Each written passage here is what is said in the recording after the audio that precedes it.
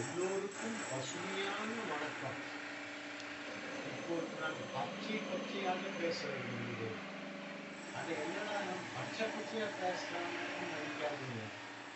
இலை பச்சை, செடி பச்சை, கொடி பச்சை, மரம் பச்சை, இயற்கை பச்சை. இயற்கையே பச்சை பசேல்தான் இருக்கிறது. அதனால்தான் பச்சையாக பேசப் போகிறேன் என்று சொன்னேன். இப்பொழுது ஒரு விஷயத்துக்கு வருகிறேன். இன்று எந்த ஆண்டு? 2025. அதாவது 21ஆம் நூற்றாண்டுல 25 வருஷம் முடிஞ்சு போச்சு. அதாவது கால் நூற்றாண்டு முடிஞ்சு போயிடுச்சு. ஆனா போன நூற்றாண்டுல 20ஆம் நூற்றாண்டுல கடைசி 10 வருடங்கள்ல, அதாவது 1980 இருந்து 2000 வரைக்கும் சமூக ஆர்வலர்கள், சுற்றுச்சூழல் ஆராய்ச்சியாளர்கள் எல்லாம் குளோபல் வார்மிங், உலகம் வெப்பமயமாக்குதல், காலநிலை மாற்றம், மாசுபடிந்த நீர், மாசுபடிந்த காற்று, மாசுபடிந்த புகை என்று எல்லாம் போன நூற்றாண்டிலே சொல்லிட்டாங்க. ஆனா அதே மாதிரி ஓசோன்லயும் ஓட்ட விழுந்துருச்சு. ஓசோன்ல ஓட்ட விழுந்தது. ஓசோன் நமக்கு கவச மண்டலம் மாதிரி. அந்த ஓசோன்ல ஓட்ட விழுந்ததுக்கு காரணமே ஐரோப்பிய அமெரிக்க நாடுகளில் யூஸ் பண்ற குளிர்சாதன பெட்டிகள் தான், அதிலிருந்து வெளிகிற வாயு தான் காரணம் என்று சொல்லிவிட்டார்கள். 45-50 வருஷம் ஆச்சு. இன்னும் எந்த அரசும் சுற்றுச்சூழல் பாதுகாப்போம் என்ற அடிப்படையில் வேலை செய்வதில்லை.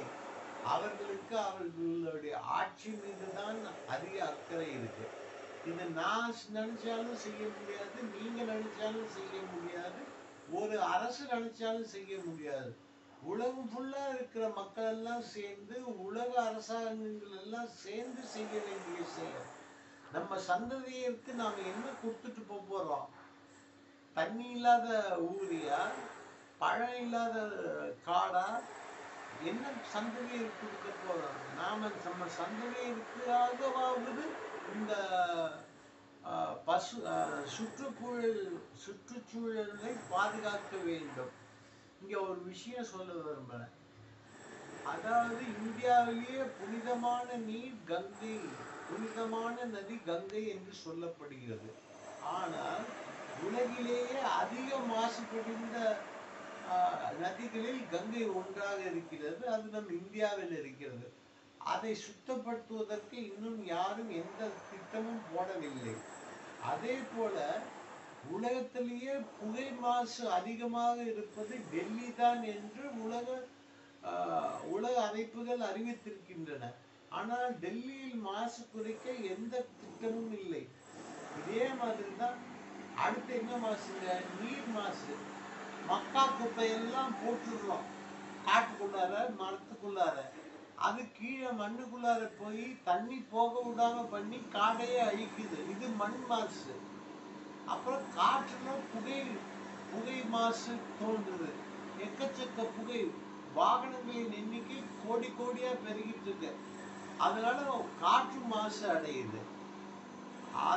அதற்கு என்ன செய்யுதுன்னு இல்லை. அப்புறம் நீர் மாசு. இப்ப தமிழகத்தையே எடுத்துக்கிட்டீங்கன்னா, தென் தமிழகத்துல எல்லாம் என்னென்ன அணைகள்ல எல்லாம் நிறைய தண்ணி வருது. இது என்னன்னா ரசாயன தொழிற்சாலையில இருந்து விடப்படுகின்ற கழிவுகள். இந்த கழிவுகள் எல்லாம் வச்சு எப்படி பாசனம் செய்ய முடியும், எப்படி குடிக்க முடியும்? இதுக்கு அரசு என்ன திட்டம் வச்சிருக்குது? அதான் சொன்னேனே, ஒரு அரசு திட்டம் வைத்திருந்தால் போதாது. உலக மக்கள் அனைவரும் ஒன்று சேர வேண்டும். உலக அரசுகள் அனைவரும் ஒன்று சேர வேண்டும். அப்படி உலக அரசுகள் ஒன்று சேர்ந்து திட்டமிட்டு செயல்பட்டால்தான் சுற்றுச்சூழலை பாதுகாக்க முடியும்.